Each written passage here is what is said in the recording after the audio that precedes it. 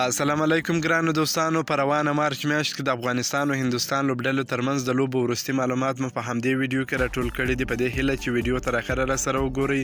که په دې چینل کې نوی یاست د افغان خوشحال یوټیوب چینل هم در سره سبسکرایب کړئ. د کرکټ نړیوالې شورا FTP پروګرام له مخې روانه مارچ میاشت کې باید افغان لوبډله د هندوستان پر وړاندې 3 ورځنۍ لوبې ترسره کړي چې د ورلډ کپ سوپر لیګ برخه هم دي. دغه سیالي افغان کرکټ بورډ موده وړاندې په خپل کلني مالویش کې هم اعلان کړی و چې په مارچ میاشت کې به هندي لوبډله د 3 ورځنیو سیالیو کوربتوب کوي. د افغان کرکټ بورډ سربیره د کرکټ نړیوالې شورا 15 کلن FTP پروګرام له مخې هم یادې سیالۍ ترتیب شوې وې، خو د هند کرکټ کنټرول ادارې د 2022 کال مهالویش خپور کړی دی چې پکې د افغانستان خلاف سیالۍ شتون نه لري. موږ هڅه وکړه چې د افغان کرکټ بورډ نظر هم واخلو، خو د تیرو 3 ورځو راهیسې د کرکټ بورډ بیان دقیق معلومات را سره شریک نه کړل. د افغان کرکټ بورډ له چوپتیا داسې ښکاري چې هند به ورسره دغه سیالۍ په خپل وخت ترسره نه کړي.